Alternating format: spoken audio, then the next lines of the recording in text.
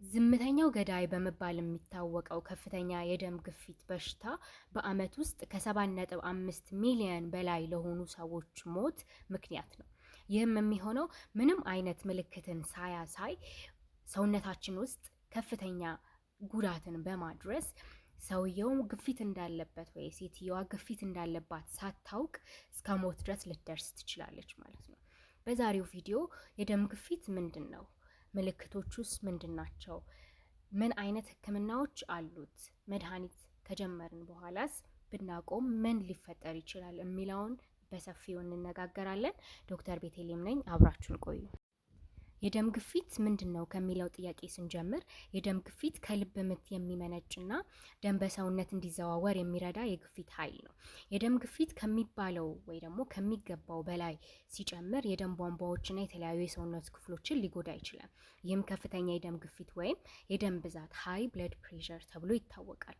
ይሄኛውም የላይኛው ከ140 በላይ ሲሆን ሳይስቶሊክ የምንለው ወይ የላይኛው ከ140 በላይ ሆኖ የታችኛው ደግሞ ከ90 በላይ ከሆነና ሁለት የተለያዩ ጊዜያቶች ላይ ቢያንስ የ6 ሰዓት ልዩነት ባለባቸው ሁለት የተለያዩ ጊዜያቶች ላይ የተወሰደው የደም ልኬት ከ140 በ90 በላይ ሲሆን ይሄኛውን በሚባልበት ጊዜ አንዳንድ ሰዎች የላይኛው ብቻ ነው የኔ ከፍ ያለው ወይ የታችኛው ብቻ ነው ከፍ ያለው እሱም ግፊት ይባላል ወይ ለሚባለው አዎ ከሁለቱ አንዱ ወይ ደግሞ ሁለቱም ከ140 የላይኛው የታችኛው ደግሞ ከ90 በላይ በሁለት የተለያዩ ጊዜያቶች በተወሰደ ልኬት በላይ ከሆነ የደም ግፊት ይሆናል ማለት ነው። በሌላኛው ዴፊኒሽን ደግሞ አንድ ጊዜ ብቻ ተወስዶ ነገር ግን አንዴ የተወሰደው የደም ግፊት ልኬት የላይኛው ከ160 በላይ ከሆነና የታችኛው ከ100 በላይ ከሆነ አንዴ የተወሰደው የደም ግፊት እሱ የደም ግፊት ተብሎ ዴፊኒሽን ይሰጠዋል ማለት ነው።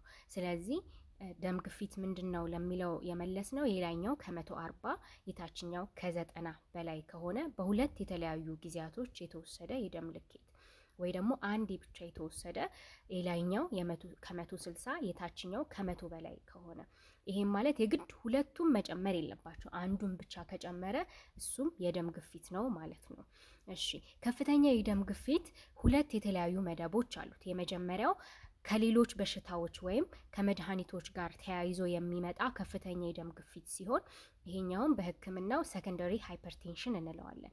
ከአጠቃላይ ከፍተኛ የደም ግፊት ህመሞች መካከል 5% የሚሆኑት ከፍተኛ የደም ግፊት ያለባቸው ሰዎች በዚህ መደብ ውስጥ ይመደባሉ።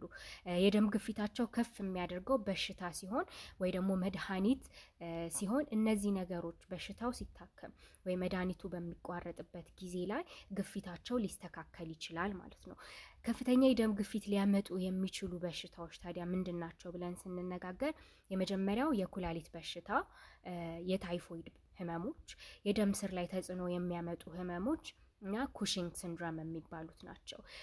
ከመድኃኒቶቹ ደግሞ ስንጀምር ብዙ ጊዜ የምንወስደው አድቪል የምንለው ወይ ደግሞ አይቡፕሮፊን የግፊታችንን ሊጨምር ይችላል።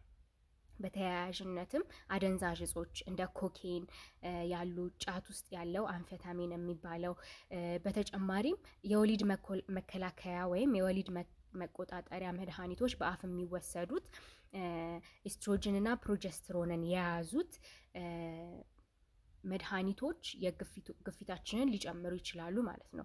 በተጨማሪም ስቴሮይድ ለምሳሌ ፕሬደንሶሎን ለተለያዩ በሽታዎች የሚወሰደው ፕሬደንሶሎን ስቴሮይድ፣ በተጨማሪም የጉንፋንና የአለርጂ ዲኮንጀስታንት የምንላቸው እና ክብደት ለመቀነስ የሚወሰዱ መድኃኒቶች እነዚህ ከፍተኛ የደም ግፊት ሊያመጡ የሚችሉ መድኃኒቶች ናቸው ማለት ነው። ሁለተኛው አይነት የግፊት አይነት ምንድነው? መሰረታዊ ከፍተኛ የደም ግፊት የምንለው በሕክምናው ደግሞ ኢሴንሻል ወይ ፕራይመሪ ሃይፐርቴንሽን የምንለው ሲሆን አብዛኛዎቹ ከ90 እስከ 95% የሚሆኑት ከፍተኛ የደም ግፊት ያለባቸው ህመምተኞች ይሄ አይነት የደም ግፊት ህመም ተጠቂዎች ናቸው ማለት ነው። የደም ግፊታቸው ከሌላ ህመም ጋር ሳይያያዝ ወይም ይህ ነው የሚባል ምክንያት ስለሌለው ይሄ መሰረታዊ ኢሴንሻል ሃይፐርቴንሽን ተብሎ ይጠራል ማለት ነው። ይሄ አይነት የደም ግፊት መሰረቱ ወይም ደግሞ ምክንያቱ አይታወቅም። ሌላ ይሄ ነው ብለን የምንነግረው ምክንያት የለንም ማለት ነው። እሺ ለከፍተኛ የደም ግፊት የሚዳርጉ ሁኔታዎች ምንድናቸው ወይ ሪስክ ፋክተሮች ምንድናቸው በምንልበት ጊዜ ላይ መሰረታዊ የሆነው ቅድም ሁለተኛ ላይ ከ90 እስከ 95% የሚሆኑት ያልኳችሁ መሰረታዊ ከፍተኛ የደም ግፊት ትክክለኛ መንስኤው አይታወቅም። ነገር ግን አንዳንድ ነገሮች በዚህ ህመም የመያዝ እድልን ሊጨምሩ ይችላሉ። አንደኛው ምንድነው? በዘር ከፍተኛ የደም ግፊት ያለበት ሰው በሚኖርበት ጊዜ አባት ሊሆን ይችላል፣ እናት፣ እህት፣ ወንድም በዘር ውስጥ ከፍተኛ የደም ግፊት ያለበት ሰው በሚኖርበት ጊዜ ይሄ ህመም እንደ አጋላጭ ነው ማለት ነው። ሌላኛው ከፍተኛ የጨው መጠን ያለባቸውን ምግቦች መጠቀም፣ ትንባሆ ማጨስ፣ አልኮል መጠጣት፣ እድሜ በሚገፋበት ጊዜ የኩላሊት በሽታ፣ ከልክ በላይ ያለፈ ውፍረት እና የአካል ብቃት እንቅስቃሴ አለማድረግ የሚያጋልጡ ነገሮች ናቸው ማለት ነው። ይህንን ካልን የደም ግፊት ያለበት ሰው ምልክቶች ምንድን ናቸው ስንል የደም ግፊት በቪዲዮ መጀመሪያው ላይ ለመናገር እንደሞከርኩት አብዛኛውን ጊዜ ምንም አይነት ምልክት ሳያሳይ ሰውየው እስከ ሞት ድረስ ራሱ ሊደርስ ይችላል። ግን አንዳንድ ጊዜ የተወሰኑ ሰዎች ላይ የሚታዩ ምልክቶች አሉ። ይሄኛው ምንድነው? የራስ ምታት፣ የአይን ብዥታ፣ ራስን ማዞር፣ ደረት ላይ የሚሰማ ህመም፣ ይሄ አንዳንድ ሰዎች ላይ ሊታይ የሚችል ነው። ስለዚህ ራስ ምታት በምናይበት ጊዜ፣ የአይን ብዥታ፣ ማዞር፣ ደረት ላይ ህመም በምናይበት ጊዜ እንደ ቀላል ማየት የለብንም። ቶሎ ብለን ሄደን መታየት አለብን ማለት ነው። የደም ብዛት ለብዙ ዓመታት ምንም አይነት ምልክት ሳያሳይ ህመምተኛውን ሊጎዳ ይችላል። በዚህም ምክንያት አንዳንዴ የደም ብዛት ዝምተኛው ገዳይ እንደሚባል በቪዲዮ መጀመሪያ ነግራችኋለሁ። የደም ግፊት ያለበት ሰው ምልክት ባያሳይም ሰውነቱ እየተጎዳ አይደለም ግን ማለት አይደለም። እንዲያውም ሕክምና ያልተደረገለት የደም ግፊት ለተለያዩ የጤና እክሎች ሊዳርግ ይችላል። እነዚህም መካከል የኩላሊት በሽታ፣ የአይን ህመም፣ የልብና የደም ስር በሽታዎች ዋና ዋናዎቹ ናቸው። የልብና የደም ስር በሽታዎችን ለምሳሌ ያህል ለመጥቀስ ያህል ስትሮክ የሚባለው በሽታ፣ የልብ ቧንቧ በሽታዎች ወይም ኮሮናሪ አርተሪ ዲዚዝ የምንለው የልብ ትርታ መዛባት በሽታዎች፣ የደም መጓገል ወይ ደግሞ የደም መርጋት በሽታዎች፣ ድንገተኛ የልብ ህመም ወይም ሀርት አታክ የምንለው ድንገተኛ ሞት ሊያመጣ የሚችለው የልብ ድካም እና የልብ ጡንቻዎች በሽታ ወይም ካርዲዮማዮፓቲ የምንለው፣ እነዚህ የልብና የደም ስር በሽታዎች እንደ ምሳሌነት የነገርኳችሁ ነው። ስለዚህም ህመም ባይሰማንም እንኳን ከፍተኛ የደም ግፊትን ለማስተካከል ህክምና ማድረግ አስፈላጊ ነው። ምክንያቱም ከጊዜ ብዛት ከፍተኛ የደም ግፊት ከላይ የነገርኳችሁን አይነት ከባድ የሆኑ ህመሞችን እና ሞትን ሊያመጣ ይችላል ማለት ነው። ከፍተኛ የደም ግፊት ህክምናው የታማሚውን የኑሮ ዘዴ ለማስተካከል መሞከር አንዱ ነው። መድኃኒት መውሰድ ብቻውን ህክምና አይደለም። መድኃኒት ከመውሰድ በተጨማሪም የአካል ብቃት እንቅስቃሴ ማድረግና አመጋገብን ማስተካከል በጣም አስፈላጊ ነው ማለት ነው። ስለዚህ የደም ግፊት ህክምናን እንደ ዱካ አድርገን 3 እግር እንዳለው ዱካ አድርገን ማሰብ እንችላለን ማለት ነው። አንዱ እግር መድኃኒት ነው፣ አንዱ እንቅስቃሴ ስፖርት ነው፣ አንዱ ደግሞ የአመጋገብ ነው። ስለዚህ ዱካው አንዱ ከሌለው በሁለቱ መቆም አይችልም ማለት ነው። ስለዚህ አንድ ግፊት ያለበት ሰው ግፊቱን ለመቆጣጠር የሚያስፈልገው መድኃኒትም የህይወት የአኗኗር ዘዬ መለወጥ ማለትም እንቅስቃሴ ማድረግና የሚበላውን ምግብ ማስተካከል፣ ይሄ በጣም ግፊትን ለመቆጣጠር ከፍተኛ የሆነ ሚና ይጫወታል ማለት ነው። ስለዚህ ወደፊት ጤንነቱን ለመጠበቅ ሲሉ የደም ግፊቱን ለማስተካከል ሁለገብ የሆነ የጤናማ ኑሮ ዘዴዎችን መከተል አስፈላጊ ነው ማለት ነው። ከፍተኛ የደም ግፊትን ለማስተካከል የሚረዱ ዋና ዋና ነገሮችን ለመጥቀስ ያህል ምግብ ውስጥ የሚጨመረውን የጨው መጠን መቀነስ፣ ምክንያቱም ጨው በሚበዛበት ጊዜ ለግፊት በጣም ተጋላጭነታችን ይጨምራል።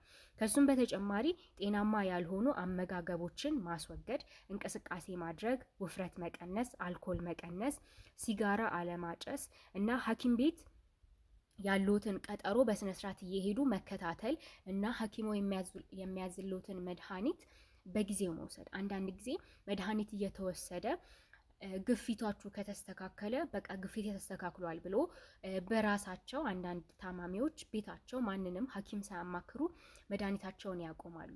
ከዛ ስትሮክ ይዟቸው ወይ ኩላሊታቸው ተጎድቶ ወይ አይናቸው ተጎድቶ ተመልሰው ወደ ሆስፒታል ይመጣሉ። ይሄም የሚሆነው ግፊቱ በመጀመሪያ ደረጃም የተስተካከለው መድኃኒቱን እየወሰዳችሁ ስለሆነ ነው። መድኃኒቱን በምታቆሙበት ጊዜ ግፊቱ ተመልሶ ይመጣል። ስለዚህ ኮምፕሊኬሽኖችን፣ የአይን በሽታ፣ የኩላሊት በሽታ፣ መመለስ የማንችላቸው ሌሎች በሽታዎችን ይዘውባችሁ ሊመጡ ስለሚችል ማንም ሰው ሐኪሙን ሳያማክር ምንም አይነት መድኃኒት ማቆም እንደሌለበት ላስጠነቅቃችሁ እወዳለሁ። የደም ግፊቶ ቢስተካከልም እንኳን አሁን እንዳልኳችሁ ሐኪም ሳያማክሩ ምንም አይነት ውሳኔ መወሰን አያስፈልግም። ከዚህም በተጨማሪ ጨው ከመቀነስ በተጨማሪ ልናደርግ የምንችለው የምግብ አመጋገብ ላይ ልናደርግ የምንችለው አስተያየት ምንድነው? ከፍተኛ ፖታሽየም ያለባቸውን ምግቦችን መመገብ ማለት ነው። ይሄኛውን ፖታሽየም በጨው ውስጥ የሚገኘውን የሶዲየምን መጠን ግፊትን መጨመር ሁኔታን ይቀንሳል። ስለዚህ ብዙ ፖታሽየም ያለባቸውን ምግቦችን መመገብ፣ ለምሳሌ እንደ አቮካዶ፣ ስኳር ድንች፣ ቀይ ስር፣ ሙዝ፣ እነዚህ ከፍተኛ የሆነ የፖታሽየም መጠን ያለባቸው ምግቦች ናቸው። ከሱም በተጨማሪ ደግሞ ቅድም እንዳልኳችሁ አልኮልና ሲጋራዎችን በፍጹም ማቆም፣ ይሄ በጣም አስፈላጊ ነገር ነው። ከዛም ጭንቀትን መቀነስ፣ ጭንቀትና እንቅልፍ ማጣት ሁለቱም ኮርቲሶል የሚባለውን በጭንቀት ጊዜ የሚመረተውን ሆርሞን ይጨምራሉ። ይሄ ደግሞ ኮርቲሶል የሚባለው ሆርሞን ደግሞ ግፊትን የመጨመር ሁኔታ ስላለው ጭንቀትን ማስወገድ አንዱ ግፊትን ለመከላከል የምንጠቀምበት መንገድ ነው። ብዙ ሰዎች የሚጠይቁት ቡናና ደም ግፊት እንዴት ነው? ቡና ብጠጣ ደም ግፊት ላይ ምን አይነት ለውጥ ያመጣል? የሚሉ ጥያቄዎች ይነሳሉ። ቡና ውስጥ ካፊን የሚባል ደም ግፊት ላይ ተጽዕኖ ያለው ንጥረ ነገር አለ። በአንድ ሲኒ ቡና ውስጥ ወይ በአንድ ኩባያ ቡና ውስጥ ከ200 እስከ 300 ሚሊግራም ኦፍ ካፊን ይኖራል ማለት ነው። ይህም ካፊን መጠን እንደ ቡናው አይነትና አፈላል ሊለያይ ይችላል። ካፊን አንዳንድ ጊዜም በኪኒን መልክ ተዘጋጅቶ ወይ ደግሞ በለስላሳ መጠጦች ውስጥ ተጨምሮ ልታገኙ ትችላላችሁ።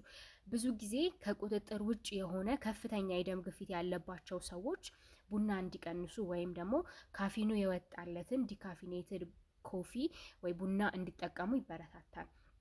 በ2011 ዓመተ ምህረት በአሜሪካን ኒውትሪሽን ሶሳይቲ የተደረገ ጥናታዊ ጽሁፍ ቡናን ወይም ደግሞ ካፊን በደም ግፊት ላይ የሚያስከትለው ለውጥ ምንድን ነው የሚለውን በአጠቃላይም 15 ጥናታዊ ጽሁፎች ላይ ተመርኩዘው ቡና በደም ግፊት ላይ የአጭር ጊዜና የረጅም ጊዜ የሚያሳየውን ለውጥ አጥንተው ነበር እና ይሄ በአጭር ጊዜ ላይ ቡና ልክ ከፍተኛ የደም ግፊት ያለባቸው ሰዎች ቡና ከጠጡበት ጊዜ አንስቶ እስከ 3 ሰዓታት ድረስ ባለው ጊዜ ውስጥ የደም ግፊታቸው የላይኛው በ8.1 የታችኛው ደግሞ በ5.7 እንደሚጨምር እና ለረጅም ጊዜ ደግሞ ሲጠኑ ከፍተኛ የደም ግፊት ያለባቸው ሰዎች ለ2 ሳምንት በተከታታይ ቡና ከጠጡ በኋላ እና ሌሎች ደግሞ ቡና ያልጠጡ ተመሳሳይ ሰዎች ላይ የደም ግፊታቸውን ሲያወዳድሩ ጊዜ ምንም አይነት ለውጥ አላዩም ማለት ነው። ስለዚህ ቡና ለአጭር ጊዜ ደም ግፊታችንን የላይኛውን በ8.1 የታችኛውን በ5.7 ይጨምራል። ለረጅም ጊዜ ግን ክትትል የተደረገባቸው ሰዎች ምንም አይነት ግፊታቸው ላይ ለውጥ እንዳልታየ ይሄ ጥናታዊ ጽሁፍ ያመለክታል ማለት ነው። ነገር ግን ከፍተኛ የደም ግፊት ያለባቸው ሰዎች ማለትም በመድኃኒት እንኳን ለመቆጣጠር ያስቸገረ ከፍተኛ የደም ግፊት ያለባቸው ሰዎች ቡና ባይጠጡ ወይ ደግሞ ቡና ቢቀንሱ ይመከራል። እሱ ካልተቻለ እስከ 200 ሚሊግራም ድረስ ወይ ከ200 ሚሊግራም በታች ቡና የሚጠጡ ከሆነ በአጠቃላይ ጤናቸው ላይ ብዙም ተጽዕኖ አይኖሩም። ነገር ግን ደም ግፊታቸውን ለመለካት ሲፈልጉ ወይ ደም ግፊት ለመለካት ሲል ቡና ቢያንስ ከ30 ደቂቃ ቡና ከጠጣችሁ 30 ደቂቃ ካለፈ በኋላ ነው ደም ግፊታችሁን መለካት ያለባችሁ። ምክንያቱም ደም ግፊትን ስለሚጨምር ማለት ነው። እና ይሄን ያህል ስለ ደም ግፊት ከተነጋገርን ለዛሬ ይበቃናል። ሌሎች ጥያቄዎች ካሏችሁ ኮሜንት ሴክሽን ላይ ጻፉልኝ።